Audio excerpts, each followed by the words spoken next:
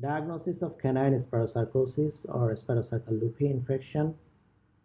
Diagnosis of spirocercosis is very challenging. Many infections cannot be diagnosed until post-mortem examination.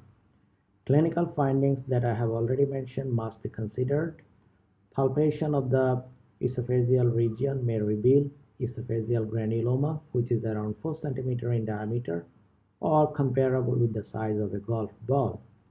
Repeated coproscopy can also help to confirm the Spirocerca lupi infection.